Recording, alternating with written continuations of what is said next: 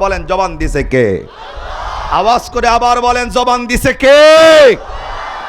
আরে ভাই আমি তো বলি দুনিয়ার জমিনে কোনো বেড়ার লগে যদি উপরওয়ালা সিয়ারওয়ালা ব্যক্তির লগে কানেকশন ভালো থাকে, দেখবেন ক্ষমতায় যারা আছে এই ক্ষমতাসীন ব্যক্তির লগে কারো সুসম্পর্ক যদি থাকে, একজন ক্ষমতাওয়ালা ব্যক্তির লগে সুসম্পর্ক থাকলে আপনাদের এই মরিচা এলাকার একটা ব্যক্তির লগে যদি উপরস্থ কোনো কর্মকর্তার লগে সম্পর্ক থাকে, ওই বেড়া এলাকা দিয়ে হাঁটে অন্য সাধারণ মানুষ যেমনি হাঁটে, এই বেড়া আর এমনি হাঁটে না, তার হাঁটার স্টাইল আর বডি ল্যাঙ্গুয়েজ চেঞ্জ হয়ে যায় উপরের মহলের লগে সম্পর্ক থাকার কারণে। কথা কন ঠিক না বেটে? কেন ওরে যদি জিগায় এই এমনি আটতাছস কালা প্রবলেম কি তোর? ওটা দকা বেটা চেনো আমি কেডা? কয় কেডা তুই? আমি তো ওবায়দুল কাদেরের লোক। কথা কন না গেলা? কথা কন ঠিক না? তার মানে ওবায়দুল কাদেরের লাগে কোনো বেড়ার লাগে যদি এই মরিচা এলাকার সরাসরি সম্পর্ক থাকে, ওর হাঁটতে গিয়ে হাঁটার স্টাইল আর বডি ল্যাঙ্গুয়েজ চেঞ্জ হয়ে যায়। কেন? ক্ষমতাধারী ব্যক্তির লাগে তার সম্পর্ক ভালো। এই মরিচার মানুষ ইমান থাকলে আওয়াজ করে বলেন তো ভাই, দুনিয়ার জমিনের কোনো ক্ষমতাধারী ব্যক্তির কথা বলি নাই, কোনো মানুষ যদি আল্লাহকে ডাক দেয় সম্পর্ক তৈরি হবে কার সাথে? ইমান দিয়ে আওয়াজ করে বলেন আল্লাহরে ডাকলে সম্পর্ক তৈরি হয় কার সাথে? আপনার সম্পর্ক যদি ওবায়দুল কাদেরের লগে থাকে, আপনার সম্পর্ক যদি মির্জা ফখরুল ইসলাম আলমগীরের লগে থাকে, বিশ্বাস করেন আপনি আমি সাধারণ মানুষ মির্জা ফখরুল ইসলাম আলমগীররে যদি রাত্রে 3টা বাজে ফোন দেই, ওবায়দুল কাদের সহ প্রধানমন্ত্রী মির্জা ফখরুল ইসলাম আলমগীর যারাই ক্ষমতায় আছে, আপনার আমার মতো সাধারণ মানুষের ফোন রিসিভ করার সময় তাদের হবে না। কিন্তু বন্ধু, যার নাম নিতে আপনাদের মুখে জড়তা, যার নাম নিতে আপনাদের মুখে কৃপণতা, সেই মালিক 1000 বছর আগে এই পবিত্র কোরআনে 29 নম্বর পারার সূরাতুল মুলক 1 পৃষ্ঠার 1 নম্বর লাইনের 1 নম্বর আয়াতে আল্লাহ বলেন তাবারাকাল্লাযী বিয়াদিহিল মুলকু ওয়া হুয়া আলা কুল্লি শাইইন কাদির। আল্লাহ ডাক দেখায়, এই মরিচার মানুষ তুমি কি জানো আমি কিন্তু 5 বছরের নামে ক্ষমতার চেয়ারে বসি নাই, আমি কিন্তু বাংলাদেশের মালিক নয়। আল্লাহ ডাক দেখায় আসমান জমিন বৃক্ষ তরুলতা পাহাড় পর্বত নদী নালা, এক কথায় এভরিথিং, চোখ দিয়া যা কিছু দেখতেছেন আল্লাহ এই আয়াতে ডাক দেখায় সমস্ত কিছুর মালিকের নাম কি? আরে চিল্লা বলেন নাম কি? যেই মালিক 5 বছরের ক্ষমতায় আসে নাই, যেই মালিক শুধু বাংলাদেশের মালিক নয়, যেই মালিক সমস্ত কিছুর মালিক, আল্লাহ ডাক দেখায় তোমার আমার নেতা, তুমি ফোন দিলে রিসিভ করবে না, কিন্তু আল্লাহ এত বিশাল মালিক হওয়ার পরেও পবিত্র কোরআনে সূরা বাকারা 2 নম্বর পারার 2 নম্বর পৃষ্ঠায় আল্লাহ রাব্বুল আলামিন 152 নম্বর আয়াতে বলেন ফাযকুরুনি আযকুরুকুম ওয়াশকুরুলি ওয়ালা তাকফুরুন। আল্লাহ ডাক দেখায়, এই মরিচার মানুষ, এই মরিচা এলাকার কোনো রাজমিস্ত্রি যদি হয় আমি দেখব না, কোনো বেটা যদি রিক্সা চালায় আমি দেখব না, অটো চালায়, সিএনজি চালায়, দিন মজুর কুলিশ কাজ করে, এই কুলি ব্যক্তিও যদি রাত্রে 3টা বাজে আমি মালিকরে ডাক দেয় একবার, আল্লাহ ডাক দেখায় ওই কুলির ডাকেও আমি মালিক সাড়া দিব কমপক্ষে 10 বার। আরে ভাই সাধারণ কোন দলের নেতা সাধারণ কর্মীরে চেনে না, আর ফোন রিসিভ করা তো দূরের কথা, কিন্তু যেই মালিক আপনারে আমারে বানাইছে, খাওয়ায় ফরায় হায়াত দিছে মৃত্যু দিছে, সে আল্লাহ ডাক দেখায় এনি টাইম আমি আল্লাহকে ডাকেও একবার, আপনার ডাকে আল্লাহ সাড়া দেবে কমপক্ষে 10 বার। আর একবার সুবহানাল্লাহ কোন। যে মালিকরে একবার ডাক দিলে 10 বার সাড়া প্রদান করার জন্য প্রস্তুতি নিয়ে বসে থাকেন, যেই আল্লাহ জবান দিয়েছেন সেই আল্লাহর নামে, আল্লাহর দেওয়া জবান আল্লাহর নামে খোলার দরকার আছে না নাই? এই মরিচার মানুষ আওয়াজ দিয়া জোরে বলেন মালিকের নামে জবান খোলার দরকার আছে না নাই? আমি বলবো আজকের এই মাহফিলে যুব সমাজ বেশি। যুবক, ইতিপূর্বে যা করছো সেগুলা ভুলে যাও। তোমার আমার শক্তি দিয়া বাংলাদেশের যত নেতা আসছে, যুবকের শক্তি ছাড়া বাংলাদেশে কোনো নেতা নির্বাচনে বাস করতে পারে নাই। আয় যুবক থাকলে আওয়াজ করে ধরে বলো কথা ঠিক না ঠিক? আজকে ইতিপূর্বে যত নেতা চেয়ারের ভিতরে ক্ষমতায় বসেছেন, যুবকের শক্তি ছাড়া কোনো নেতা আজ পর্যন্ত ক্ষমতার চেয়ারে বসতে পারে নাই। আমি বলবো যুবক, এই জবান আর কোনো স্বৈরাচারীর পক্ষে নয়, এই জবান কোরআন বিরোধীদের পক্ষে নয়, জবান যদি খুলতে হয় ওলামায়ে কেরামের পক্ষে, কোরআনের পক্ষে জবান খুলবো। কথা ঠিক না বেটে? প্রতিজ্ঞাবদ্ধ হওয়া লাগবে, আর তন্ত্র মন্ত্রর দিন শেষ, কোরআন হাদিসের বাংলাদেশ হওয়া লাগবে। তিনজনে ঠিক কোনার দিয়ে কথা বল না, জোরে বলেন ঠিক না বেঠিক? তন্ত্র মন্ত্রর দিন শেষ, কোরআন হাদিসের বাংলাদেশ, ওলামায়ে কেরামের বাংলাদেশ। কথা ঠিক না বেঠিক? তাহলে জবান যদি খুলতে হয় কার নামে খুলবো? চিল্লা জোরে বলেন, আরেকটু জোরে বলেন কার নামে? আল্লাহর নামে জবান খুলতে রাজি আছে ইনশাআল্লাহ।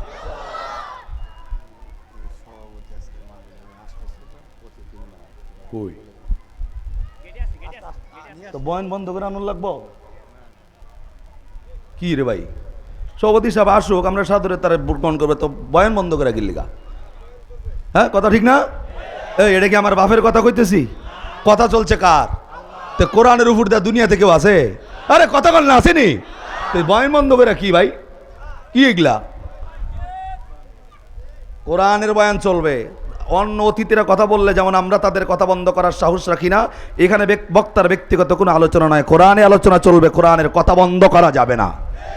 কথা জোরে বলেন, ঠিক না? তো সভাপতি আসুক, আমরা সভাপতি সাহেবকে সসম্মানে তাকে চেয়ার দিব ইনশাআল্লাহ। দিল লাগান ভাই। আমার প্রধান অতিথি, আচ্ছা প্রধান অতিথি সাহেব আসতেছেন। আল্লাহ তাআলা প্রধান অতিথি সাহেবের নেক হায়াতে বরকত বাড়ায় দেন। চিল্লায় আমিন কন, আর একবার জোরে কন আমিন। তো ভাই আমি আর আলোচনায় একেবারে অল্প সময়। আমরা জানি আজকের এই মাহফিলে আমাদের সম্মানিত প্রধান বক্তা অত্যন্ত ব্যস্ত মানুষ এবং সারা বাংলাদেশের সমস্ত যুবকদের আইডল, যিনি বাংলাদেশ সহ বাংলাদেশের বাহিরের কান্ট্রিতেও যিনি কোরআন হাদিসের দাওয়াত দিয়ে থাকেন। আমরা তাকে দাওয়াত করেছি এবং কি অনেক আগে আমাদের সাথে সে আপনাদের মাহফিল উপস্থিত হয়েছে, আলহামদুলিল্লাহ পড়েন। আজকের এই মরিচা জাগরণ যুব সংঘের উদ্যোগে আয়োজিত প্রধান অতিথির আগমন, শুভেচ্ছায় স্বাগতম। প্রধান অতিথির আগমন, শুভেচ্ছায় স্বাগতম। যুব সমাজের পক্ষ থেকে লাল গোলাপ শুভেচ্ছা, যুব সমাজের পক্ষ থেকে লাল গোলাপ শুভেচ্ছা। আলহামদুলিল্লাহ।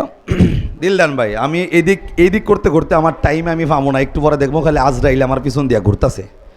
কোন আজরাইল জানেননি? আমি জানি না হায়াতের আজরাইল কতটুকু আছে, কিন্তু আজকের মাহফিলের যে নির্ধারিত একটা সময় দেওয়া আছে, এই আজরাইল খালি পিছন দিয়া ঘুরবো। আর এমন হইব যে একটু পরে আজকে প্রধান বক্তা দেখবেন স্টেজে হাজির, আমার আলোচনা করছি তো আমার বন্ধ করার সময় পাবো না। তো ভাই একটু সময় আমার দিকে তাকা, এখন তো আল্লাহু আকবার। মরিচা নবজাগরণ যুব সংঘের উদ্যোগে আয়োজিত 14তম বার্ষিক ওয়াজ মাহফিলের সম্মানিত সভাপতি জনাব মোহাম্মদ শাহাদত হোসেন মিয়া, বিট কর্মকর্তা কাকরাজান বিট মরিচা বাজার। আজকে মাহফিলের সম্মানিত প্রধান অতিথি জনাব মোহাম্মদ আনোয়ার হোসেন চৌধুরী, বরণ্য অতিথি পৃষ্ঠপোষক এবং তাফসির পেশ করবেন। আমি আজকের এই মাহফিলের কমিটিদের আমি বিনয়ের সাথে একটা কথা বলি, সেটা হলো এই, আপনারা মাইন্ডে নিয়েন না প্লিজ, এই কথাটা বোঝার চেষ্টা করেন।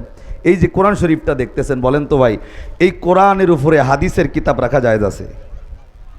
ওলামা একরাম কথা বলেন, কোরআন শরীফের উপরে হাদিসের কিতাব রাখা জায়েজ আছে? এখানে যারা আলোচনা করছেন, বক্তা যারা, তারা আলোচনা করবেন কিসের থেকে? জোরে বলেন। তাহলে পোস্টারে যদি নাম আসে কোরআনওয়ালাদের নাম উপরে, তারপরে অন্যান্য অতিথিদের নাম থাকবে। কথা কন না কেন? আমার কথা আমার ব্যক্তিগত কোনো কথা নয়, কোরআনই আলোচনা যারা করবে। কেননা এই যে মনে করেন আমি যে পাগড়িটা পরছি, এই পাগড়ি অর্ধেক সিরা যদি আমার গাড়ি মুছার কাগজ বানাই, কাপড় বানাই, আর অর্ধেক দিয়ে যদি এই কোরআনের কাভার বানাই, এই কোরআনের কাভারটা রাস্তায় পরে থাকলে কোনো বেটা লাথি দিব না, আগে উইঠা যারা দিয়া সুমা খাবে, কেননা এই অর্ধেক পাগড়ি কোরআনের সাথে লাগছে। কথা কন ঠিক না বে ঠিক? আর ওই গাড়ি মোসা একই রুমালের ন্যাকড়া অর্ধেক পরে থাকলে কেউ কোনো দিন ধরবেও না, জারি দেওয়া তো অনেক দূরের কথা। তার মানে এটা প্রমাণিত, কোরআনের সাথে যারাই লাগবে তাদের ইজ্জত বাড়িয়ে দিয়েছেন কে? এখানে আমার ব্যক্তিগত ইজ্জতের কারণে কিন্তু এখানে বসতে পারি নাই। আমি মৌলবী, যদি কোরআন না পড়তাম, হাদিস না পড়তাম, মরিচার মানুষ কিন্তু তারা এত মানুষের সামনে এই চেয়ার আমাকে দেয় নাই। এই চেয়ার কিন্তু আমারও নয়, এই চেয়ার ছিল নবীর, এই চেয়ার আবু বকরের, এই চেয়ার ওসমান আলী, সাহাবা একরাম, তাবেঈনদের চেয়ার। কথা না ঠিক না বেঠিক? এর জন্য কোরআনওয়ালাদের নাম অবশ্যই সম্মানের কাতারে রাখতে হবে। আমরা কি একমত না দুই মত? কথা ঠিক আছে? তো যাই হোক ভাই, আমি অল্প সময় এখানে বসে পবিত্র কোরআনুল কারীম থেকে একটা আয়াত কারিমা তেলাওয়াত করেছি। সূরার নাম সূরাতুল মুলক, 29 পারার 1 পৃষ্ঠার 2 নম্বর লাইনের 2 নম্বর আয়াত। এই তেলাওয়াতকৃত আয়াত থেকে অল্প কিছু আলোচনা আমি সামনে নিয়ে যাব। তার আগে আমি আপনাদের বলি ভাই, আমি যতটুকু সময় কথা বলবো কোরআন এবং হাদিসের নির্যাস থেকে মূল্যবান কিছু আলোচনা আমলের নিয়তে বলার এবং আমলের নিয়তে শোনার তৌফিক যেন আল্লাহ দান করে। একবার আওয়াজ করে কান আল্লাহুম্মা আমিন। আল্লাহর কাছে একবার শুকরিয়া, এত বিশাল তৌফিক দিয়েছেন। আর একবার আওয়াজ করে শুকরিয়া আদায় করে পড়ছি আলহামদুলিল্লাহ। নবীর উপর একবার দরুদ, প্রত্যেকটা উম্মতের কলিজার টুকরা যেই নবী, একবার দিল থেকে পড়ছি সাল্লাল্লাহু আলাইহি ওয়াসাল্লাম। সম্মানিত ভাইয়েরা, আপনারা যারা মাহফিলের ভিতরে বসে গেছেন, আজকের এই মাহফিলে বসতে পেরে আপনারা কি খুশি নাকি বেজার? এই কোরআনের মাহফিলে বসতে পেরে আবার আরেকটু আওয়াজ করে বলেন, খুশি না বেজার? আমি বাহিরে দেখলাম এখনো শত শত মানুষ দোকানপাট দিয়া বিভিন্ন জায়গায় ঘুরতেছে। আপনাদের জন্য আফসোস হইতেছে, আপনারা দোকানপাট রাইখা এই জায়গায় বসলেন গিল্লিগা। আফসোস হইতেছে আপনাকে লিগা, এখানে তো বসা ঠিক হয় নাই। এরা যদি বাইরে ঘুরতে পারে, আমরা ঘুরলে প্রবলেমটা কি? কথা কন না, ঠিক না? কেননা এইখানে শুকরিয়া আদায়ের জন্যই করব যে মালিক বাহিরে রাখে নাই, জান্নাতের বাগানের জন্য কবুল করছে কে? আপনি কি জানেন যে এক ব্যক্তি যদি নামাজ না পড়ে, ওই ব্যক্তির কেউ যদি নামাজের দাওয়াত দিয়া নামাজে নিয়ে আসতে পারে, আমি যদি দাওয়াত দিয়া নামাজে না আনি, আমার নামাজ কবুল হোক বা না হোক, আমি দাওয়াত দেওয়ার কারণে, ওই ব্যক্তি মসজিদে আসার কারণে আমার আমল নামায় কবুল হওয়া নামাজের নেকি দান করবে কে? আমরা জানি সবাই এটা। তো আজকের এই মাহফিলে যারা বসছি, বাহিরে যারা আছে, তাদের অন্তরের ভিতরে কালেমার দাওয়াত পৌঁছে দেওয়ার লক্ষ্যে কোরআনের ময়দান যে একা চলছেন, এখানে যে একান্তই মুমিন বান্দারা বসে আছে, আমরা ইমানে আওয়াজকে জাগ্রত করে একবার তাকবীর দিয়া আল্লাহ তাআলার জবান, আল্লাহ তাআলার দেওয়া জবানে মালিকের নাম উচ্চারণের মাধ্যমে যারা এখনো বসে নাই তাদেরকে একটু জানায় দিব, মাহফিলে আসার আহ্বান করব। একটু জবান খুলে মালিকের নামের তাকবীর দিতে পারবো তো ইনশাআল্লাহ? ইনশাআল্লাহ কন্যা সবাই, আর একটু দিল থেকে কন্যা ইনশা। নারায়ে তাকবীর। আর একটু আওয়াজ বেশি হইব, মানুষ যতগুলো আছে যদি সবাই আওয়াজ দেয়, আওয়াজটা আরেকটু বাড়বে মহব্বতে। আর একবার নারায়ে তাকবীর। পিছনের ভাইরা চিন্তা করতেছে, হুজুর দিমুনা সামনে তো আছে, আবার আমগো দমন লাগে। এই মুরব্বী যারা আছেন, মুরব্বী বাদ দিয়া জুয়ান বেড়া যেগুলা, এই জুয়ান যারা, একটু হাত তোলেন তো। জুয়ান গুলা বুড়া বাদ। আজকে যেটি হাত তুলবো না ভাববেন ব্যক্তি বুড়া। আর হাত অনেকে যুবক তুলছে এমনি, হুজুর আমি বাঁচি না, আমি কি এর জুয়ান, আমি মইরা যায় সারছি। আরে জুয়ান হইলে আওয়াজ দিয়ে সোজা হাত তোলো, সোজা করো হাত, ঠিক আছে? হাত নামছে অনেকে এমনি, উড়ান। যুবক গোলা শক্তি আসেনি শরীরে নাকি? ফেসবুক চালাইয়া রাত জায়গা কিছু নাই, শক্তি আছে? মুরব্বীরা আওয়াজ দেব না, আজকে যুবকগুলো আওয়াজ দেবা একবার নারায়ে তাকবীর। মুরব্বী, এইটা যুবকের আওয়াজ হয় না, হাত তুলে রাখো। আমিও যেহেতু তুলে রাখছি, কষ্ট আমার হইতেছে, একটা কথা হই না রাখো। মুরব্বীরা নফল নামাজ পড়বে 70 রাকাতে, যেই নাকি জুয়ানের 2 রাকাতে সমপরিমাণ নাকি। এগুলা জুয়ানের সুবহানাল্লাহ হইল। আরে মুরব্বীর 70 রাকাতে যেই নাকি জুয়ান কালে বাড়ার শক্তি তাইকা ইবাদত করলে 2 রাকাতে সেই পরিমাণ নাকি। সুবহানাল্লাহ একবার জোরে। যদি ভিতরে শক্তি থাকে, আল্লাহর নামের তাকবীরের আওয়াজটা যুবক আর একবার চিল্লায়া জবান বন্ধ নয়, আজকে আওয়াজ দিয়ে আল্লাহরে শোনায় দিবা। বাহিরে যারা আছে তাদেরকে জানায় দিব, নারায়ে তাকবীর। এমনে এমনে নারায়ে তাকবীর। মাশাআল্লাহ। এই জোয়ানগুলা যদি আওয়াজ দেয়, বুড়াগো আওয়াজ লাগেই না, কারণ সারা জীবন তার আওয়াজ দিছে। আজকে তাগো কমো যে আপনার আসতে কন, খালি জোয়ানগুলো আওয়াজ দিব। কতক্ষণ ঠিক নেই? কেননা এরা তো 2 দিন পরে মইরেই যাবো গা, আওয়াজ দিয়ে লাভ কি? তো আলহামদুলিল্লাহ, জানা নাই কোন বান্দা দুনিয়ার জমিনে আগে মরবে আর কোন বান্দা পরে মরবে। কতক্ষণ ঠিক না বে ঠিক? তো ভাই, আমি যে আয়াতে কারিমা তেলাওয়াত করেছি সূরা মুলক 29 পারার 1 পৃষ্ঠার 1 নম্বর লাইনের 2 নম্বর লাইনের 2 নম্বর আয়াত, যদিও জানা নাই কোন বান্দা আগে মরবে পরে মরবে, কিন্তু আল্লাহ রাব্বুল আলামিন ডাক দেখায়, ওই মানুষ, যেই মানুষগুলা দুনিয়াতে যাইয়া আমি আল্লাহরে ভুলা গেছো, কবরের কথা ভুলা গেছো, জাহান্নাম ভুলা গেছো, হাসরের ময়দান ভুলা গেছো, কবরের জিন্দিগির কথা ভুলে গেছো, মৃত্যুর কথা ভুলে গেছো, আমি আল্লাহ এই আয়াতের ভিতরে বান্দাদের জন্য স্পষ্ট করেছি, যুবকরা বাহিরে যারা ঘুরতেছে সব মুরব্বী না, যুবকের সংখ্যা বেশি। কেননা ওরা জানে যে আমরা কেবল যুবক, আমার দাদা এখনো মরে নাই, আমার নানা মরে নাই, আমার চাচা মরে নাই, আমার মৃত্যুর সিরিয়াল অনেক পরে। এর জন্য মাহফিল শুনতে তাদের মন চায় না, মসজিদে যাইতে তাদের মন চায় না, আল্লাহর নাম জবানে নিতে তাদের মন চায় না। এই মুসলমান, ইমান থাকলে বলেন তো, আল্লাহ কোন বান্দাকে আগে নেবে পরে নেবে, এই ব্যাপারে কোনো দলিল আছে নাকি? কোন বেড়া আগে মরবো কোন বেড়া পরে মরবে কোনো দলিল আছে? আল্লাহ কোরআনে কি বলছেন এবার দিল লাগান। সূরা মুলক 29 পারার 1 পৃষ্ঠার 2 নম্বর লাইনের 2 নম্বর আয়াত।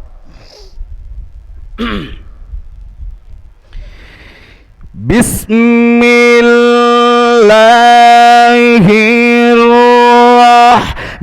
রহমানির রহিম।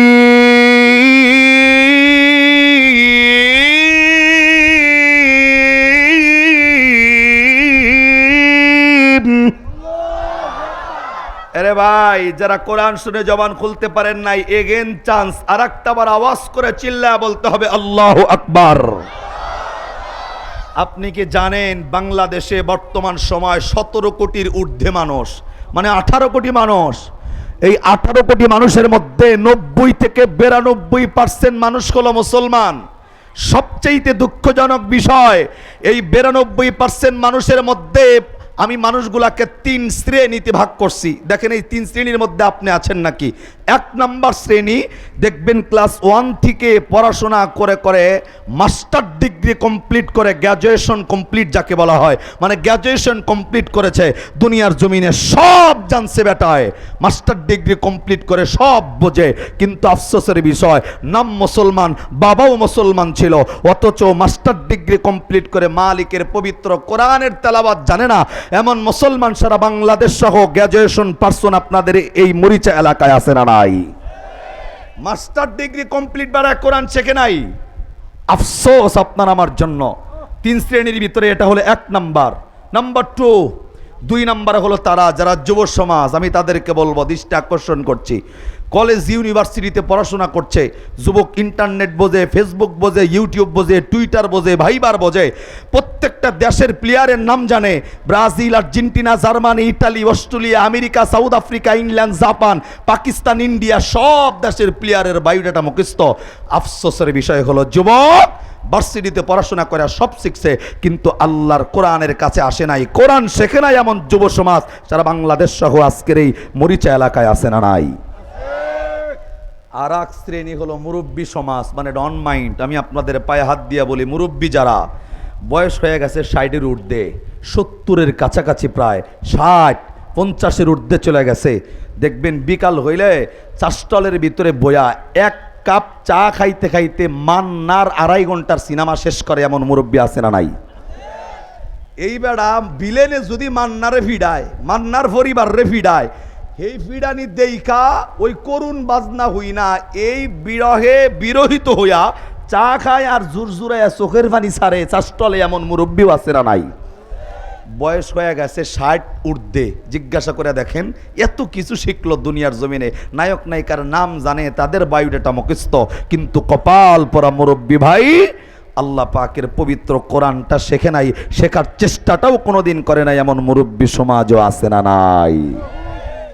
আমি আপনাদেরকে বলবো ভাই, এমন একটা কিতাব আল্লাহ আপনার জন্য নাজিল করছে, এদিক তাকান, এভরিবডি লুক এট ইন কোরআন। আল্লাহ ডাক ডাকায় মরিচার মানুষ, এমন একটা কিতাব আমি আল্লাহ দিছে, যদি পড়তে নাও জানো, কোরআনটা খুইলা কোনো মানুষ যদি নেক নজরে শুধুমাত্র নজর দিয়া 5টা মিনিট তাকায়াও থাকে, আল্লাহ ডাক ডাকায় যতক্ষণ তাকাইবা ততক্ষণ সগীরা গুনাহ মাফ, যতক্ষণ তাকাইবা ততক্ষণ আমলনামায় ফেরেশতারা নেকি লিখতেই থাকবে। এমন কিতাব নাই যে কিতাবে তাকায় থাকলে সগীরা গুনাহ মাফ হয়, আমলনামায় নেকি যোগ হয়। একটাই মাত্র কিতাব, যার নাম হুদাল্লিন নাস, প্রত্যেকটা মানব জাতির জন্য হেদায়েতের বাণী, নাম কোরআনুল কারীম। নাজিল করেছেন কে? আল্লাহ। এই কোরআন পড়লে যেই নাকি, শুনলেও সেই নাকি। সুবহানাল্লাহ কোন? এই কোরআন শুনে আল্লাহু আকবার বললে বহু ফায়দা আছে। এর জন্য এখানে যারা বসছি ভাই, তেলাওয়াত যদি হয় জবানে আল্লাহু আকবারের আওয়াজ দিব ইনশাআল্লাহ। তাহলে দেখেন আল্লাহ এই আয়াতের ভিতরে বান্দাদের জন্য কি বললেন। আবার সূরাতুল মুলক 29 পারার 1 পৃষ্ঠার 2 নম্বর লাইনের 2 নম্বর আয়াত। বিসমিল্লাহির রহমানির রহিম।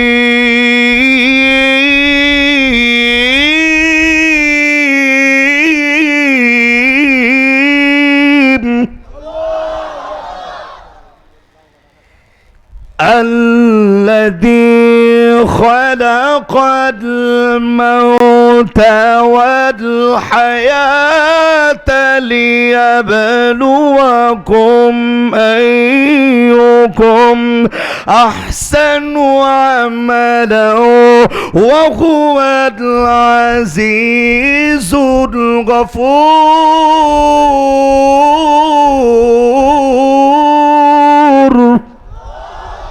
এই আওয়াজ বাড়ান তো ভাই, বক্স আমার দিকে ঘুরান। আমার ভাইয়েরা, আমার বন্ধুগণ, আজ থেকে ১,৫০০ বছর আগে আল্লাহ রাব্বুল আলামিন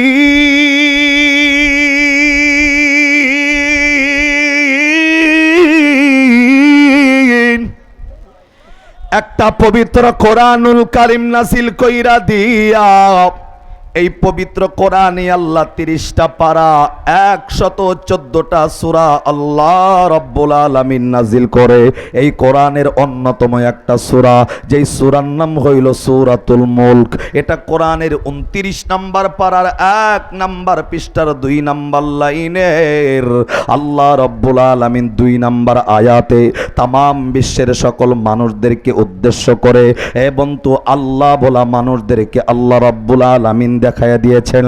এ বন্ধু নাস্তিক মুরতাদদেরকে আল্লাহ দেখায়া দিয়েছেন। এ বন্ধু মুরব্বীদেরকে আল্লাহ দেখিয়েছেন। এ বন্ধু যুবক ভাইদেরকে আল্লাহ এই আয়াতের ভিতরে ডাক দেয়, মানুষ রে, আমি আল্লাহ রাব্বুল আলামিন দুনিয়াতে তোমাকে পাঠানোর পরে তুমি যতই আমি আল্লাহ রাব্বুল আলামিনকে ভুলে যাও না কেন, যতই আমি আল্লাহকে বিদ্যাঙ্গুলি দেখাও না কেন, আল্লাহ মানুষদেরকে ডাক দেয়, এ বোকা মানুষ, আমি আল্লাহ রাব্বুল আলামিন তোমাকে যে হায়াতটা দিলাম, এই হায়াত পাইয়া আমি আল্লাহ রাব্বুল আলামিন রে ভুলে গেছো। আল্লাহ ডাক দেয়, বান্দা তুমি জানো না, জানো না, জানো না। আল্লাহ এই আয়াতে ১ নম্বরে ডাক দেয়, আল্লাযী খলাকাল মাউত। আল্লাহ ডাক দেয়, মানুষ রে, বান্দা যে হায়াত পায়া আমি আল্লাহ রাব্বুল আলামিন রে ভুলে গেছো, আমি আল্লাহ তো এই আয়াতের মধ্যে জানিয়েছি আল্লাযী খলাকাল মাউত। এ বান্দা তোমার হায়াতটা কিন্তু আমি আল্লাহ আগে বানাই নাই। এ বান্দা তোমাকে দুনিয়াতে পাঠানোর আগেই আমি আল্লাহ তোমার মৃত্যুটাকে আগে বানাইয়া আমি আল্লাহ রাব্বুল আলামিনের হাতের ভিতরে রেখে দিছি। আল্লাহ ডাকদা বললেন, মানুষ রে, ১ নম্বরে আমি আল্লাহ তোমার মৃত্যু বানাইলাম। এ বন্ধু নির্দিষ্ট করা কোনো ব্যক্তির মৃত্যু নয়।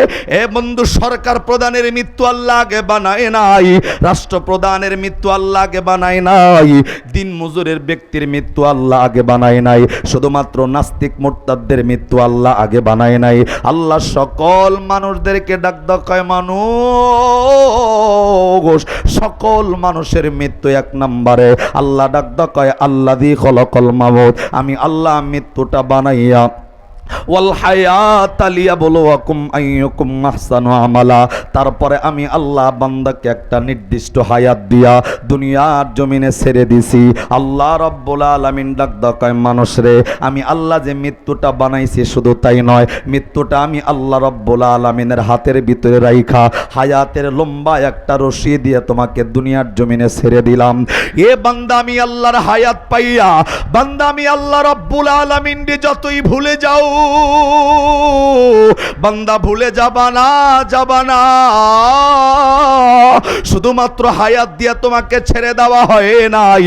আল্লাহ ডাক দেয়, বান্দা আমি আল্লাহর হাতে যে মৃত্যুটা রাখা, বান্দা যতই আমি আল্লাহরে ভুলে যাও না কেন, যতই আমি আল্লাহর নাফরমানি করো না কেন, আমি আল্লাহ যদি মৃত্যুর রশিটা জইরা যখন টান দিব, হাজার হাজার ডাক্তারের মধ্য থেকেও আল্লাহ মৃত্যুর রশি দইরা টান দিলে আমার আল্লাহর কাছে ধরা দেওয়া লাগবে। পৃথিবীর জমিনের কোনো এমবিবিএস ডাক্তারের পাওয়ার নাই আল্লাহর মৃত্যুর হাত থেকে আপনাকে ফিরায় রাখবে। কথা কোন ঠিক কিনা?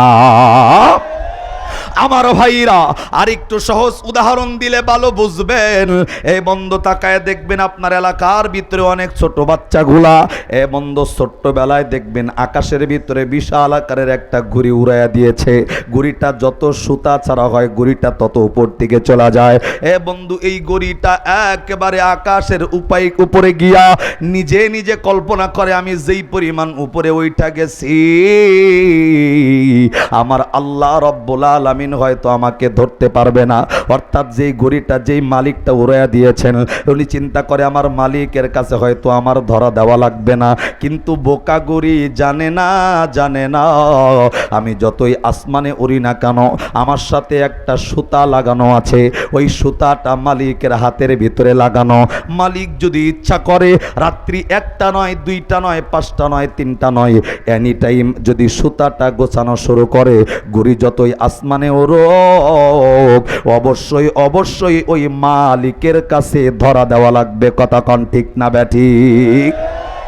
এ বন্ধু আর জন্য মরণ থেকে মানুষ যতই পালাও মরণ তোমায় লইবে গিরি। যদিও পালাও তুমি আকাশ পথে লাগাইয়া সিঁড়ি। কথা কন ঠিক না ব্যাঠিক? এই একটা কথার আওয়াজ দেন। বাংলাদেশে তো এমন ঘটনার অভাব নাই। দাদা 10 বছর ধরে ঘরের ভিতরে অসুস্থ হয়ে পড়ে আছে, দাদার কাছে আজরাইল আসে নাই। 30 বছরের নাতির মৃত্যু হয়ে যায়, এমন ঘটনা আছে না নাই? আরে বাবা পড়ে আছে 5 বছর ধরে অসুস্থ হয়ে, বাবার কাছে আজরাইল আসে না। 3 বছরের সন্তানের কাছে আজরাইল চলে আসতেছে। অথচ ঘরের ভিতরে অসুস্থ রোগী পড়া, অসুস্থ রোগীর মৃত্যু হয় না। সুস্থ মানুষ বাজার থেকে আইসে ভালো লাগছে না, পরেই দুনিয়ার থেকে বিদায় হয়। এমন নজির আছে না নাই? এই কোরআনের প্রত্যেকটা আয়াত, যতগুলো আয়াত আছে প্রত্যেকটা আয়াত সমস্ত নাস্তিক যদি অস্বীকার করে, একটা আয়াতকে অস্বীকার করার কোনো সুযোগ নাই। আয়াত হলো আমরা জানি কুল্লু নাফসিন যায়িকাতুল। প্রত্যেকটা নাস্তিক বিশ্বাস করতে হবে, এটা বাধ্য। যত বড় হিন্দু বলেন, বৌদ্ধ বলেন, খ্রিস্টান বলেন, নাস্তিক বলেন, আস্তিক বলেন, সকলের বিশ্বাস করতে বাধ্য প্রাণ আছে যার মৃত্যুর স্বাদ গ্রহণ করতে হবে। প্রাণ আছে যার মৃত্যুর স্বাদ গ্রহণ করতে হবে। কিন্তু নাস্তিকদের মধ্যে আর আপনার আমার মধ্যে পার্থক্যটা কি জানেন? সমস্ত নাস্তিক আস্তিক বিশ্বাস করে, কাফের বেঈমানরা বিশ্বাস করে প্রাণ আছে মৃত্যুর স্বাদ গ্রহণ করতে হবে। কিন্তু এই আয়াতের শেষে যে আল্লাহ রব্বুল আলামিন আর একটা মেসেজ দিয়ে রাখছেন এটা তার খবরই নাই। কিন্তু ঈমানওয়ালা মানুষ বিশ্বাস করে শুধু কুল্লু নাফসিন যায়িকাতুল মাউত নয়, এই আয়াতের শেষে কিন্তু আল্লাহ লাগায় রাখছেন সুম্মা ইলাইনা তুরজাউন। বান্দা শুধু মরবা না, মরার পরে জীবিত করবে কে? এই আল্লাহর নাম আওয়াজ হয় না, ইমানি প্রশ্ন। মরার পরে জীবিত করার প্রতিশ্রুতি দিয়েছেন কে? আল্লাহ যেই কথা কইছে, ইমান থাকলে বলেন শুধু মরবো না, মরার পরে আবার কে জীবিত করবে? আল্লাহর নাম এক লগে সবাই চিল্লায় জোরে বলেন কে?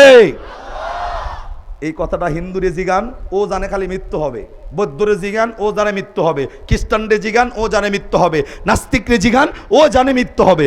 একমাত্র মুসলমান যাবে শুধু মরণ নয়, সুম্মা ইলাইনা তুরজাউন, মরার পরে জীবিত করবে কে? এই কি মরিচা আচ্ছা মরিচার মানুষ দিল দেন। এই যে আল্লাহ যে আপনারে আমারে ফাড়াইছে দুনিয়াতে, এমনে ফাড়াইছে। 3 জনে কয় না, আর দি কয় হুজুর এমনি আইছি। এমনে ফাড়াইছে? আপনি যে বাজারে ভাড়ান পোলাডারে 500 টাকা দিয়া, ওই বেড়া কিন্তু বাজারে এমনে যায় না, আপনি ফাড়াইলে তারপরে বাজারে যায়। কতক্ষণ ঠিক না? তা আপনি যে বিয়ে করছেন, বিয়ে করার পর যেই শ্বশুর আপনার ওয়াইফকে আপনার হাতে তুলে দিছে, এই বেড়া কিন্তু জানে যে মেয়ে তুলে দিলাম মানে আস্তে থেকে আমার মেয়ের সমস্ত দায়িত্ব কিন্তু আমার এই মেয়ের জামার। কতক্ষণ ঠিক কিনা? জানে পিছনে ডাল্লা ডাক দেখায়, আয় মানুষ এমনে কিন্তু তোমার দুনিয়ার জমিনে ফাড়াই নাই আমি আল্লাহ। পাঠানোর পিছনে একটা কারণ আছে না নাই? আওয়াজ করে কথা কওয়া লাগবে। আল্লাহ কি এমনে ফাড়াইছে নাকি কারণ আছে? আবার আল্লাহ কি এমনেই পাঠাইছে না পাঠানোর পিছনে কারণ আছে? আল্লাহ পাক রব্বুল আলামিন পবিত্র কোরআনে স্পষ্ট করেছেন, বান্দা আমি আল্লাহ কিন্তু এমনে তোমাদেরকে দুনিয়ার জমিনে পাঠাই নাই।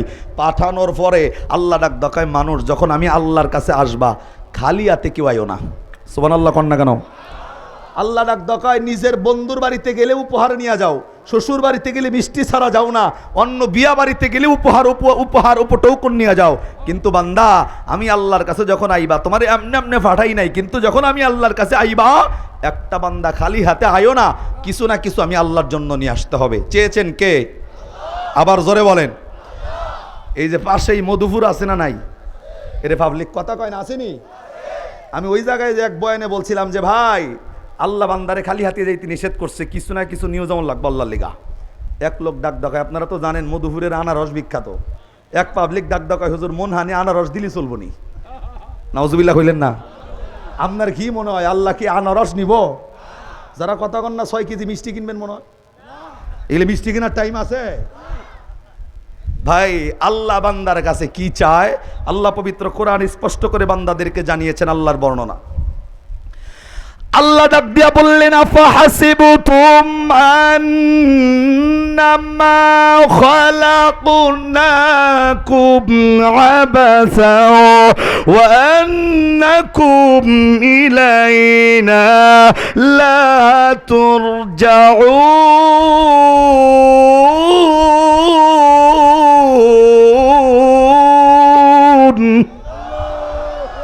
আল্লাহ মানুষদেরকে ডাক দেখায়, আয় মানুষ, দুনিয়াতে ফাড়াইছি মিয়া, এমনে এমনে ফাড়াই নাই। তুমি জানো আমি আল্লাহর কাছে আসা লাগবে, তবে খালি হাতে আইবা না, কিছু না কিছু নিয়ে আসতে হবে আপনাকে। আরে ভাই, আল্লাহ যে এমনে এমনে ফাড়াই নাই, এই ব্যাপারে আর একটা স্পষ্ট দলিল আল্লাহ দিয়েছেন পবিত্র কোরআনে সূরাতুজ জারিয়ার 56 নম্বর আয়াতে। আল্লাহ মানুষদেরকে ডাক দেখায়, ওই মরিচার মানুষ, এমনে যে ফাড়াই নাই, তার আর একটা প্রমাণ সূরা জারিয়ার 56 নম্বর আয়াতে আল্লাহ বলেন, ওয়ামা খলাকতুল জিন্না ওয়াল ইনসা ইল্লা লিয়াবুদুন।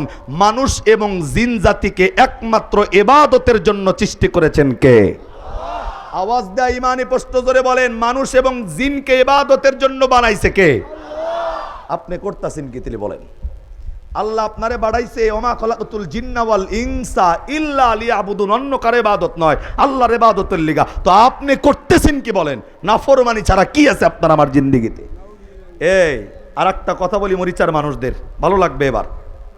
এই যে সূরা জারিয়ার 56 নম্বর আয়াতে যে আল্লাহ মানুষদেরকে বললেন যে মানুষ এবং জিন জাতিকে আমি আল্লাহ আমার ইবাদতের জন্য বানাইছি, দুনিয়াতে মানুষ কারা?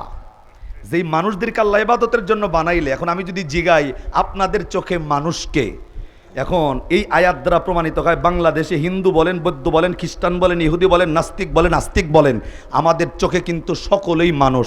কথা কন ঠিক নেই? একটা কথার আওয়াজ দেন। আমরা যেমনে মানুষ, আমাদের নাম যেমন ইনসান, আমরা যেমন মানুষ, হিন্দুরাও কি? এরে কথা কয় না পাবলিক? বৌদ্ধরা, খ্রিস্টান, ইহুদি, নাস্তিক, এখন সবাই যদি মানুষ হয়, তাহলে এই আয়াতের দিকে তাকাইলে তো বোঝা যায় আল্লাহ খালি মুসলমানদেরকে ইবাদতের জন্য ডাকে নাই, হিন্দুদেরকেও বৌদ্ধদেরকে ইবাদতের জন্য ডেকেছেন কে? আমাদের বাংলাদেশে ওই সময় এই স্লোগানটা চালু হয়, হিন্দু ভাইদের পূজার সময় কিছু মুসলমানের মুখে এই আওয়াজ শুনি, ধর্ম যার যার, উৎসব হইল সবার। কথা কন না খেলা? তিনজনে কয় হ, আর কয় হুজুর আমি ওই দলের লোক।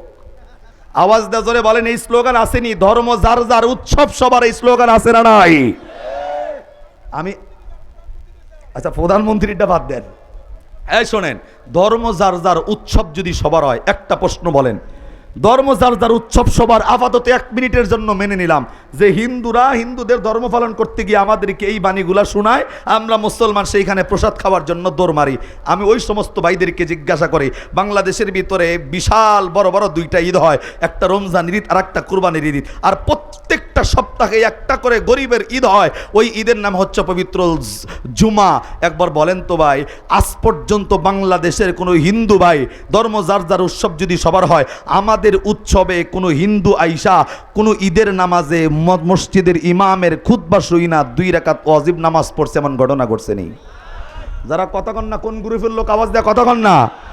তে মিয়া, হিন্দু যদি আয়া তোমার এই জায়গায় 2 রাকাত ওয়াজিব নামাজ পড়তে না পারে, জুমার 2 রাকাত নামাজ যদি এইখানেতে পড়তে না পারে, তুমি কোন লজ্জায় ওই পূজার আগে প্রসাদ খাওয়ার জন্য ধর্ম যার যার, উৎসব সবার স্লোগান দাও? তার মানে বোঝা যায় তুমি মুসলমান নয়, তুমি কইলা মুনাফিক মার্কা মুসলমান। কথা কর ঠিক না বেটে?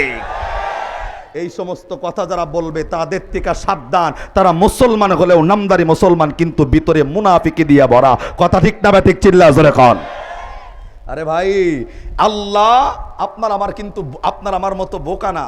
এই যে হিন্দু বলেন, বৌদ্ধ বলেন, খ্রিস্টান বলেন, এই মানুষগুলা কিয়ামতের ময়দানে আল্লাহরে যা নালিশ করতো, আল্লাহ তোমার মুসলমানদের জন্য তুমি কত কিছু করছো, আমাদের জন্য কি করছো? একটা কথার আওয়াজ দেন তো মরিচার মানুষ, মুসলমানের জন্য গরুর গোশত খাওয়া হালাল না হারাম? এই কথা কেমন লাগবো? মুসলমানের জন্য গরুর গোশত খাওয়া হালাল না হারাম? হিন্দুদের জন্য গরুর গোশত খাওয়া হালাল না হারাম? এই যে হারাম যে ঠাস করে কইলেন, কোন মৌলবীর ফতোয়ায় কইলেন? জবাব দেন এবার। হ্যাঁ, কয় ফতোয়া আছে? নাই।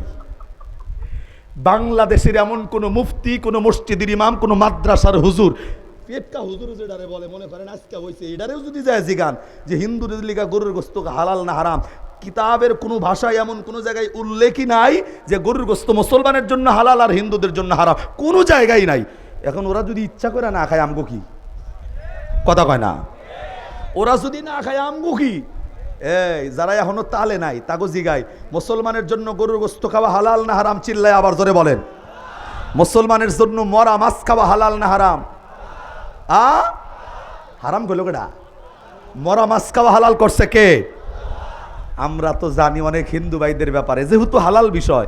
মুসলমান দেখবেন অনেক রমজান মাসে রোজা রাইখা ওই যেই কালা কাপড়ের পর্দা দিয়া চাষটলের ভিতরে টানানো থাকে, অনেক বেড়ায় দেখবেন ওই কালা কাপড়ের পর্দার ভিতরে ডুইকা কজা ডুবাইয়া রমজানের রোজা রাইখা মানুষ বাহিরে রোজা থাকে আর ওরা ভিতরে গিয়া খায়। এমন মানুষ আছে না নাই? অনেক হিন্দুদের মুখের গল্প শুনছি, একবারে হোটেলের কানিতে বইয়া ওইটার রে ডাক ডাকায়, বেড়া কিছু কলিজার বোনা দিয়ার সামনে সিনার গোস্ত দিয়া করা বাদ দিস। গরুর গোস্ত চুপ করে খাইতেছে, আমরা তাদেরকে নিষেধ করি না, কেননা এটা মুসলমানের জন্য যেটা হালাল, হিন্দু বৌদ্ধ খ্রিস্টানের জন্য সেটা হালাল করেছেন কে? ওরা ইচ্ছা করে না খাইলে কিচ্ছু করার নাই। এই কথাগুলা বললাম কেন? আর একটা কথা জিগাই, মরিচার মানুষ আওয়াজ দেন। কিছু ভুল ব্যাখ্যা আমাদের বাংলাদেশের সমাজে প্রচলিত আছে। এই যে যেমন আমরা কুরবানির সময় কুরবানি দেই, আওয়াজ করে বলেন তো ভাই, এই কুরবানির গোস্ত কয়দিন খাওয়া জায়েজ আছে? কথা কন?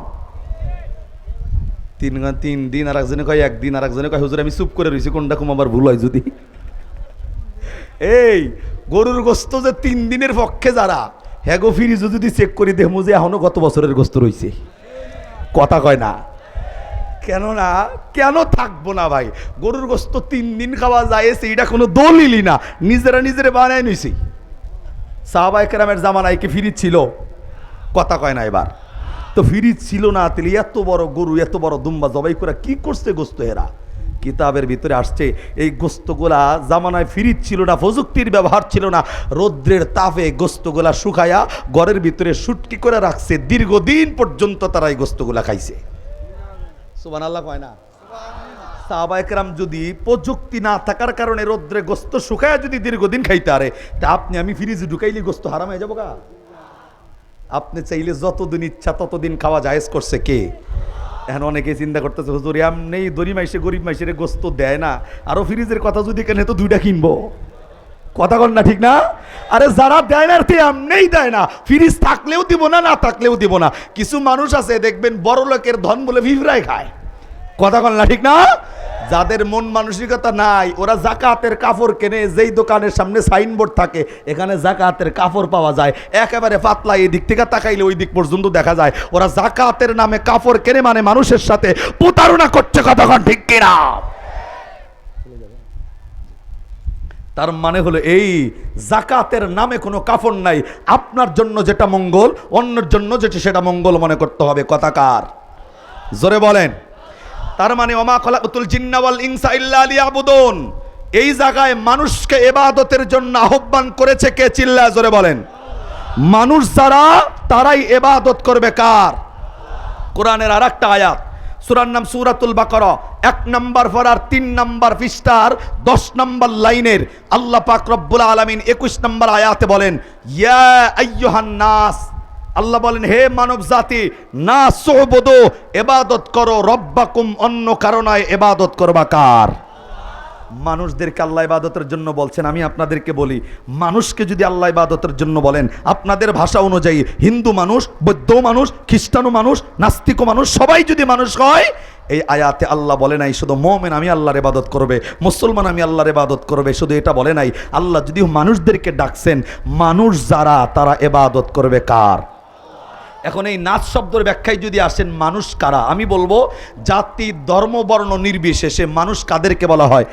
হিন্দু, বৌদ্ধ, খ্রিস্টান, ইহুদি, নাসারা, কামার, কুমার, জেলে, তাঁতি, চাষারু, দাবারু, মদারু, জুয়ারু, গাজারু, মাজারু, doctor, master, helper, contractor, driver, রাজরানী, চাকরানি, ফকির, ফকিরনি, ইতিম, মিসকিন, অনাথ, অনাথিনী, পথে পড়া, আদামরা, কাঙ্গাল, কাঙ্গালিনী, হাবিলদার, চকিদার, দফাদার, রফাদার, মেম্বার, ইঞ্জিনিয়ার, জজ, ব্যারিস্টার, সরকার, উকিল, মুক্তার, আওয়ামী লীগ, বিএনপি, জাতীয় পার্টি, জামাত ইসলাম, চরমোনাই, সরসিনা, জাসদ, মাসদ, কালা, দলা, সবাই কি? আরে কথা কন না, সবাই কি?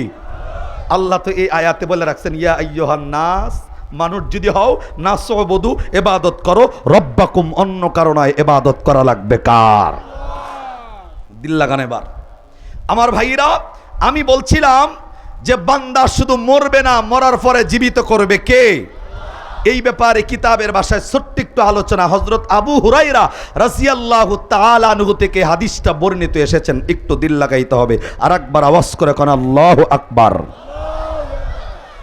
আমার ভাইয়েরা, হযরত আবু হুরায়রা রাদিয়াল্লাহু তাআলা আনহু, এ বন্ধু তিনি বর্ণনা করেছেন, আল্লাহ রাব্বুল আলামিন জানিয়েছেন বান্দা শুধু মরবা না, মরবা না, মরার পরে আল্লাহ তোমাদেরকে আবার জীবিত করবে। এ বন্ধু এই কথাটা শোনার পরে আল্লাহ রাব্বুল আলামিনের একজন বান্দা তার হায়াতের জিন্দেগির গুনাহের কথা স্মরণ কইরা, আল্লাহর এই বান্দা একেবারে মুরব্বী হয়ে গেছে, তিনি চিন্তা করেছে আমি যেই পরিমাণ গুনাহ করেছি, আল্লাহ যেহেতু মৃত্যুর পরে আমার আবাকে আবার জীবিত করবে, আমি আল্লাহর কাছে যদি ধরা পড়ে যাই, আল্লাহ রাব্বুল আলামিনের দেওয়া শাস্তি আমি সহ্য করতে পারবো না, জাহান্নামের আগুনের ভয় আমি সহ্য করতে পারবো না। আল্লাহর এই বান্দা মৃত্যুর আগ দিয়া নিজের সন্তানদেরকে ডেকে একত্রিত করে, এ বন্ধু আল্লাহর এই বান্দা সন্তানদেরকে ডাক দেয়া কয়, সন্তান রে, জানি না কবে দুনিয়ার জমিনের মায়া ত্যাগ করে কবরে চলে যাব, কবে যেন আজরাইলটা সামনে এসে হাজির হয়ে যাবে। হে বন্ধু সন্তানদেরকে ডাক দাও, কয় সন্তান আমি যদি মারা যাই, ওই মরিচা এলাকার মানুষের মতো আমার লাশটাকে সুন্দর করে কাপন দিয়া, জানাজা দিয়া আমার লাশটাকে কবরের ভিতরে ঢুকাইবা না। সন্তানগুলা ডাক দাও, কয় বাবাজি আপনি মারা গেলে কোন কারণে আপনার লাশটা কবরে রাখবো না, কোন কারণে কিসের জন্য কবর দিতে মানা করতেছেন? আস্তে কইরা আল্লাহর এই বান্দা মুরব্বী মানুষ নিজের সন্তানদেরকে ডাক দাও, কয় সন্তান রে, আমার একটা নসিহত তোমাদেরকে মানা লাগবে মৃত্যুর পরে। ডাক দাও, কয় কি নসিহত? বলেন না, বলেন না। সন্তানের কথায় বাবা ডাক দাও, কয় সন্তান রে, আমি যেই দিন মারা যাব আমার মৃত্যুর খবরটা কাউরে জানাইবা না, এলাকার মানুষরে মৃত্যুর খবরটা জানাইবা না, সমাজের মানুষদেরকে মৃত্যুর খবরটা জানাইবা না। আমি মারা গেলে আমার লাশটাকে কাপন দিয়া কবরের ভিতরে রাখবা না। আমি যেই দিন মারা যাব আমার লাশটাকে, যেমনে হিন্দু একজন ব্যক্তি মারা গেলে তাদের নিয়ম অনুযায়ী তাদের লাশ যেমনে চিতার আগুনের মধ্যে জ্বালাইয়া দেওয়া হয়, আমি যদি মারা যাই আমার লাশটা কবরে না নিয়া হিন্দুর মতো চিতার আগুনে জ্বালাইয়া পুরে পুরে সারখার বানাইয়া দিও। জবান বন্ধ নয়, আওয়াজ করে কন্যা নাউযুবিল্লাহ। এ বন্ধু সন্তানগুলা অবাক হইয়া গেছে, দরদের বাবার চেহারার দিকে তাকাইয়া বাবারে ডাক দিয়া বলল, বাবাজি তুমি যদি মারা যাও, তোমার লাশ যদি চিতার আগুনের মধ্যে জ্বালায় দেই, এলাকার মানুষ জানে আমরা হইলাম মুসলমান, মানুষ যদি জানে আমার বাবার লাশটা আগুনে জ্বালায় দেওয়া হয়েছে, বাবার লাশটা কবরস্থানের ভিতরে রাখা হয় নাই, তাহলে মানুষগুলা আমাদের সঙ্গে ওঠা বসা বন্ধ করে দিবে, মানুষগুলা সমাজে আমাদেরকে বন্ধ দিয়া দিবে, মানুষগুলা মসজিদে যাতায়াত আমাদের সাথে বন্ধ করে দিবে, বাজার ঘাটে টাকার লেনদেন আমাদের সাথে বন্ধ করে দিবে। এ বাবাজি, কেমন একটা নসিহত আপনি করতেছেন, যেই নসিহতটা আপনি মৃত্যুবরণ করার পরে আমাদের জন্য অনেক বড় বিপদ ডেকে আনবে। না না না না, এ বাবা, আপনার এই নসিহতটা আমরা সন্তানগুলা মানতে পারবো না। আপনার মৃত্যুর পরে আপনার লাশটা আমরা চিতার আগুনে জ্বালাইতে পারবো না। তরুদের বাবা আস্তে কইরা এ বন্ধু সন্তানদেরকে ডাক দকায়, সন্তান শুনে নাও, শুনে নাও, যদি আমার মৃত্যুর পর আমার লাশটা যদি চিতার আগুনে জ্বালাইয়া না দাও, আমি তোমাদেরকে আমার দেওয়া সমস্ত আমানতের আবেদন নিয়ে তোমাদেরকে বলবো, আমি বাবাকে যদি বিন্দু পরিমাণ কোনোদিন ভালোবাসা থাকো, তাহলে আমারে ওয়াদা দেওয়া লাগবে, আমার এই ওয়াদাটা রক্ষা করবা, আমার মৃত্যুর পরে লাশটা অবশ্যই চিতার আগুনে জ্বালায়া দিবা। এ বন্ধু, সন্তানগুলা বাবার কথাটা শুই না, যদি বাবাকে ভালোবাসা থাকি তাহলে বাবার এই ওয়াদাটা মানতে হবে। সন্তানগুলা মানতে বাধ্য হয়ে গেছে। আরে বাবা তার সারা জীবনের দাবি নিয়ে আমাদেরকে একটা কথা জানাইছে, না মানলে কেমন হয়। আস্তে কইরা সন্তানগুলা ডাক কয়, বাবাজি এ বাবাজি, যেহেতু লাশটা চিতার আগুনে জ্বালাবো, আমরা কিন্তু দিনের বেলায় মারা গেলে জ্বালাইব না, রাত্রির অন্ধকার যখন হইয়া যাইব, রাতের অন্ধকারের মধ্যে তোমার লাশটা চিতার আগুনে জ্বালাবো। বাবাও কথাটা মেনে নিছেন, সন্তানগুলাও কথাটা মেনে নিছেন, কাউরে জানানো যাবে না এই কথার ওয়াদা নিয়ে নিছেন। 2 নম্বরে বাবা আস্তে করে ডাক দকায়, সন্তান রে, শুধু আমার লাশটা চিতার আগুনে জ্বালাইবা না, আমার লাশটাকে একেবারে পুরে পুরে একেবারে ছাই বানায়া দিতে হবে, আমার লাশের এতটুক অংশও যেন অবশিষ্ট না থাকে। সন্তানগুলা ডাক ডাকায়, বাবাজি কেন লাশের অংশটা অবশিষ্ট থাকলে সমস্যা কোথায়? দরুদের বাবা সন্তানদেরকে ডাক ডাকায়, সন্তান রে, আমি দরদির বাবার লাশটা কেন এতটুকু অবশিষ্ট রাখবা না? তার আর একটা কারণ হইল, শুধু লাশটা পুরাইলেই শেষ করা সম্ভব করবা না, শুধুমাত্র পুরাইয়াই শেষ করবা না, আমি তোমাদেরকে আরো বলবো, আমার লাশটা যখন পুরে পুরে একেবারে ছাই ছাই হয়ে যাবে, একেবারে যখন ছাই হয়ে যাবে, আমার লাশের এই ছাইটা আবার 2টা ভাগে ভাগ করবা। সন্তানগুলা ডাক ডাক কয়, বাবা গো, লাশ ছাই বানাইতে বলছো, কিন্তু 2 ভাগে ভাগ করার কথা কেন বললা? আস্তে কইরা বাবায় ডাক দকায়, সন্তান রে, শুধুমাত্র 2টা ভাগে ভাগ করবা না, আমার এই লাশের 2 ভাগ ছাই নিয়া 1 ভাগ ছাই বিভিন্ন নদীতে পুষ্করিণীতে ছাড়বা, বিভিন্ন সাগরের পানিতে ছেড়ে দিবা, চলমান নদীর পানির মধ্যে ছেড়ে দিবা, আর 1 ভাগ ছাই নিয়া পাহাড়ের চূড়ায় উঠা বাতাস যেই দিকে আমার ছাইটা পাহাড়ের চূড়ার থেকে উড়াইয়া দিবা সেই দিকে। বন্ধু সন্তানগুলা ডাক ডাকায়, বাবাজি জানতে চাই বলে দেন, হায়াতের জিন্দিগির মধ্যে এ বাবা মৃত্যুবরণ করার পরে লাশ পুরাইতে বলছেন, বুঝি নাই, লাশের ছাই আবার 2টা ভাগ করতে বলছেন, বুঝি নাই। এ বাবাজি বলেন না এই 2টা ছাই কেন 1 ভাগ পানিতে ছাড়বো আর 1 ভাগ কেন আমরা বাতাসের ভিতরে ছাড়বো? আস্তে করা বাবায় ডাক ডাকায়, সন্তান রে, জাননি আল্লাহ রাব্বুল আলামিনের কোরআনের ওয়াদা অনুযায়ী বান্দা মরার পর আবার বান্দাকে জীবিত কইরা হিসাব নিকাশ নেওয়া হবে। সন্তান শুনে নাও, আমি আমার ছাইগুলা বিভিন্ন জায়গায় ছিটায় দেওয়ার পিছনের একমাত্র কারণ হইল, আমি যেই দিন মারা যাব, ছাইগুলা যখন বিভিন্ন জায়গায় চলে যাবে, আমি আল্লাহ রব্বুল আলামিনের কাছে ওই অবস্থায় উঠব না, যেই অবস্থায় উঠলে আল্লাহ আমার বিচার কার্যটা শুরু করতে পারে।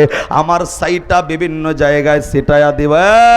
যেহেতু হুজুর আইতেছে, একটা তাকবীর হবে জোরে, নারায়ে তাকবীর, আল্লাহু আকবার, নারায়ে তাকবীর। আল্লাহু আকবার। চেয়ার দেন তো ভাই, চেয়ার দেন ভাই, হুজুর এখানে একটু বসতে দেন, আপনাদের দেন। প্রধান বক্তা হুজুরের আগমন। শুভেচ্ছা স্বাগতম। ইয়ো আওয়াজ নাই। প্রধান বক্তা হুজুরের আগমন। শুভেচ্ছা স্বাগতম। ইলিয়াসুর রহমান জিহাদির আগমন। শুভেচ্ছা স্বাগতম। নারে তাকবীর। আল্লাহু আকবার। প্রধান বক্তা হুজুর আইছেনি? অনেকে চিন্তা করতেছে হুজুর আইবই না, নাই টেনশনেই আছে। এই বক্তা যে ঠেলা দিছে একলাই মনে হয় শেষ দেয় মাহফিল।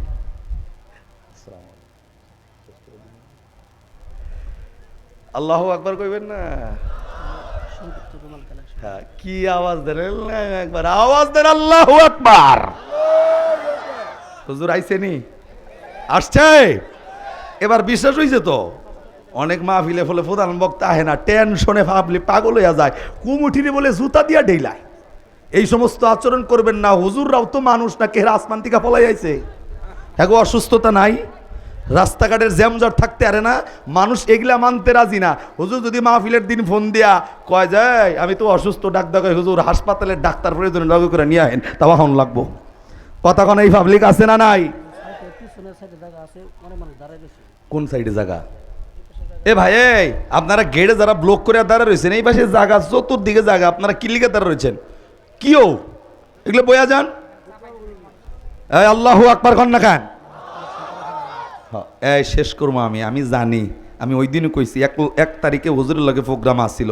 আমি ওই দিনও পাবলিকরে কইছি যে বড় হেজাকের বাতি যখন আয়া পড়ে তখন আর মোমবাতির আলো দেখুন যায় না।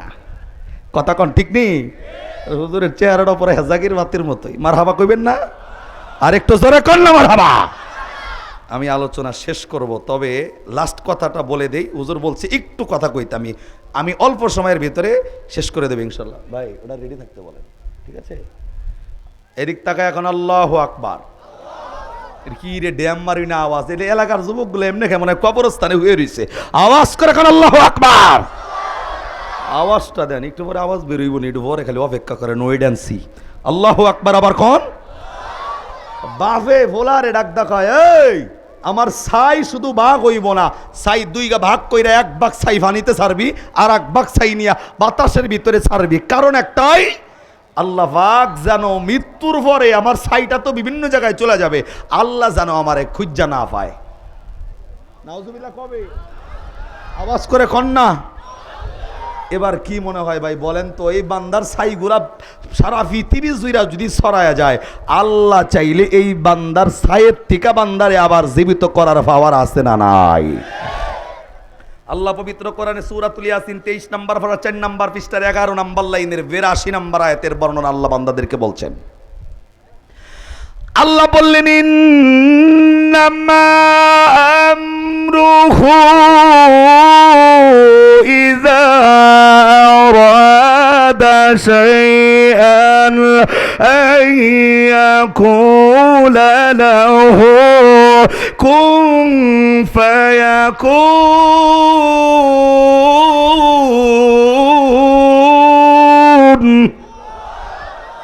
আল্লাহ বান্দাদেরকে ডাক দেখায়, ইন্নামা আমরুহু ইযা আরাদা শাইআন আইয়াকুলা লাহু কুন ফায়াকুন। আয়াতের লম্বা বিস্তারিত কথা, আমি শুধু এতটুকু বলছি আল্লাহর বর্ণনা। আল্লাহ মুহূর্তের মধ্যে যা চায়, যেমন কাফনুন পেশকুন, আল্লাহ যেমন বলছেন কাফনুন পেশকুন, এই কুন বলতে যতটুক সময় লাগে, আল্লাহ ডাক দেখায় আমি ইচ্ছা করলে কুন বলার আগে আমার ইচ্ছাকৃত বস্তু হয়ে যায়। আল্লাহু আকবার কন। তো বান্দার ছাই যত জায়গায় যাক, ওই ছাই একত্রিত করার পাওয়ার আছে কার? আর একটু জোরে বলেন কার? 1.5 মিনিটের ভিতরে আলোচনা শেষ। আমার ভাইয়েরা, আল্লাহ রাব্বুল আলামিনের বুজুর্গ বান্দা, এ বন্ধু, তিনি কিন্তু এমন একজন মানুষ, কিতাবের ভিতরে এসেছেন। এ বন্ধু, আবু হুরায়রা রাদিয়াল্লাহু তাআলা আনহু বলেন, এ বন্ধু, মৃত্যুর আগে শুধুমাত্র মালিকের ভয় শুধুমাত্র এই হায়াতের জিন্দিগির এমন পরিস্থিতি তৈরি করছেন। আমি আলোচনাটা শেষ করব এক্ষুনি। এ বন্ধু, কিছুদিনের মধ্যে আল্লাহর এই বান্দার মৃত্যু হয়ে যায়। সন্তানগুলা বাবার নসিহতকে মানার জন্য এ বন্ধু সন্তানগুলা একত্রিত হয়ে বাবার লাশটাকে পুরে পুরে ছাই বানায় ফেলে। এ বন্ধু, ছাইগুলা শুধু বানায়া ক্ষান্ত নয়, ছাইটা আবার দুইটা ভাগে ভাগ কইরা ফেলছে। এক ভাগ ছাই নিয়া বিভিন্ন পুষ্কনিতে ছাড়ছে, আর এক ভাগ ছাই নিয়া বাতাসের ভিতরে উড়াইয়া দিয়েছে। বান্দার ছাইগুলা বিভিন্ন জায়গায় যখন চলে গেছে, বন্ধু বান্দার ছাইগুলা যখন বিভিন্ন জায়গায় চলে গেছে, এইবার তো আল্লাহ রব্বুল আলামিনের খেলা। আল্লাহ তো জানাইছেন কুল্লু নাফসিন যায়িকাতুল মাউত, বান্দা শুধু মরবা না, সুম্মা ইলাইনা তুরজাউন, মরার পরে আবার আমি তোমাকে জীবিত করব। বন্ধু, আল্লাহ রব্বুল আলামিনের এই বান্দার সব কিছু জানার পরেও আল্লাহ যেমন কোন এবং ফায়াকুনের মাধ্যমে সব কিছু ধ্বংস এবং জোড়া লাগাইতে পারে, আল্লাহ রব্বুল আলামিন বান্দাকে জিন্দা করার ইচ্ছা পোষণ করতে দেরি হইছে। এই বান্দার সমস্ত ছাইগুলা আল্লাহ রব্বুল আলামিনের সামনে কেমনে যাবে? আমি বলবো বন্ধু, আল্লাহ তোমারে খাওয়ায় আমারে খাওয়ায় সব কিছু দিতেছে, নাফরমানি সারি নাই। তুমি আমি কথা না শুনলেও যেই বাতাসের মধ্যে বান্দার ছাইগুলা ওরে, বলেন এই বাতাস একমাত্র কথা শুনে কার? আরে চিল্লা বলেন কার? যেই পানির ভিতরে বান্দার ছাইগুলা দেওয়া, পানি কথা শোনে কার? আল্লাহ বাতাস রে কইছে বাতাস ছাই একত্রিত কর, পানি রে কইছে ছাই একত্রিত কর। আল্লাহ বলছেন বান্দা ওইটা দাঁড়ায় যা। এ বন্ধু, বান্দা জীবিত, আল্লাহর সামনে দাঁড়ানোর লগে লগে বান্দা কাঁপতেছে। আমি লম্বা চড়া কথা সংখ্যে, বান্দা কাঁপতেছিল। আল্লাহ জানার পরেও জিগাইছে, বান্দা রে এই আয়োজনটা কেন করছো কও? বান্দা আস্তে করে কাঁপতে কাঁপতে আল্লাহরে ডাক দেখায়, মাবুদ এই কাজ করার পিছনের কারণ অন্য কোনো কারণ নয়, দিলের ভিতরে তুমি মালিকের জাহান্নামের আগুনের ভয় ছিল। আমি জানি আমি যেই পরিমাণ অপরাধ করেছি, আমি জানি আমি যেই পরিমাণ অপরাধী, মৃত্যুর পরে আমার শাস্তি শুরু হয়ে যাইত। আল্লাহ আমি যা করেছি সব কিছু একমাত্র তোমার জাহান্নামের আগুনের ভয়। এ বন্ধু, লম্বা কথা লম্বা নয়, এই বান্দা জাহান্নামের আগুনের ভয়ে এই কথাটা বলতে দেরি হইছে। আমার আল্লাহ রব্বুল আলামিন তো সব জানে। বান্দা সত্যি কি দিলের ভিতরে জাহান্নামের আগুনের ভয় ছিল কি ছিল না? আল্লাহ বান্দারে ডাক ডাকায়, বান্দা যেহেতু আমি আল্লাহর জাহান্নামের আগুনের ভয়ে কাজটা করছো, আমি আল্লাহ রব্বুল আলামিন তোর প্রতি খুশি হইয়া, আল্লাহ যেমন কোরআনে বলছেন, ইয়া আইয়ুহাল্লাযীনা আমানুত্তাকুল্লাহা ওয়াবতাগু ইলাইহিল ওয়াসিলাতা ওয়া জাহিদু ফি সাবিলিহি লাআল্লাকুম তুফলিহুন। আল্লাহ রাব্বুল আলামিনের ভয় যাদের অন্তরে থাকবে, হায়াতের জিন্দেগির কোনো একটা আমলকে আল্লাহ চাইলে উসিলা বানাইয়া বান্দার নাজাতের জরিয়া বানাবে। আল্লাহ এই বান্দারে ডাক ডাকায়, বান্দারে জাহান্নামের ভয়টা দিলে থাকার কারণে আমি আল্লাহ তোর প্রতি খুশি হইয়া, শুধুমাত্র আমি আল্লাহর ভয়ের কারণে তোর জিন্দেগির গুনাহ মাফ কইরা আমি আল্লাহ তোকে রহমতের কোলে তুলে নিলাম। জবান বন্ধ নয়, আওয়াজ করে কন্যা সুবহানাল্লাহ। আরে আওয়াজে সুবহানাল্লাহ জোরে। অন্তরের ভিতরে ভয় থাকতে হবে কার? এই মাহফিলে আসছি কার ভয়ে? নামাজ পড়ি কার ভয়ে? কুরবানি করি কার ভয়ে? মসজিদ মাদ্রাসায় দান করি কার জন্য? শুধু মরবো না, মরার পরে জীবিত করবে কে? আল্লাহ খালি হাতে যাইতে নিষেধ করছে, আল্লাহ কিছু নিয়ে যাইতে বলছে। কি? ওমা খলাকাতুল জিন্না ওয়াল ইনসা ইল্লা লিয়াবুদুন। অন্য কিছু নয়, ইবাদত কইরা ইবাদত নিয়া মালিকের দরবারে ওঠার দরকার আছে না নাই? চিল্লায় বলেন আছে না নাই? হাত তোলেন তো ভাই সবাই, মাগনা একটা তাকবীর হবে। নারায়ে তাকবীর। হাত তোলে নাই কেটে সিমটি দেন, হাত সোজা করেন, সোজা। নারায়ে তাকবীর। হুজুর এখনই বসছে, হাত নামায়েন না, সোজা। এখনই হুজুর স্টেজে উঠবে, তার আগে এখানে যারা বসছেন এই মাহফিলের বিশাল খরচ আছে, হাত নামায়েন না, টেয়ার কথা কইছি দেখা, সোজা করেন। এই মাহফিলে ওলামায়ে কেরাম এখানে এসেছেন, লাইটিং মাইকিং এভরিথিং, খাবার দাবার থেকে শুরু করে যেই যুব সমাজ এই এতদিনের পরিশ্রম করে যেই মাহফিলকে সাফল্যমণ্ডিত করেছেন, এই কোরআনের পক্ষে আমাদের থাকার দরকার আছে না নাই? জোরে বলেন আছে না নাই? ডাইনাত আসেনি সবার? এমনি নরানি দেন তো, আছে? বিসমিল্লাহ কইয়া পকেটের ভিতরে হাতটা ঢুকাবেন, তবে অন্য জনের পকেটে না, নিজের পকেটে ঢুকাইয়া। যার পকেটে যা আছে, আজকে টাকা না দিলে আল্লাহর হস্তে দাবি থাকবো। যদি টাকা নিয়ে তুমি বাড়িতে যাও, খবর আছে তোমার, কয়ে দিলাম। বিসমিল্লাহ কয়ে পকেটে হাত দাও, এখানে যাবে হুজুর, এখন স্টেজ উঠবে। বিসমিল্লাহ কয়ে তার ঢুকান হাত, এখন উঠে রইছে, পকেটে হাত দিয়া যা আছে বের করেন। আর একটা তাকবীর হবে হুজুর, নারায়ে তাকবীর। এলাকার ভিতরে অল্প কিছু মানুষ এই বেহেশতের বাগানের টুকরার ভিতরে আল্লাহ বসার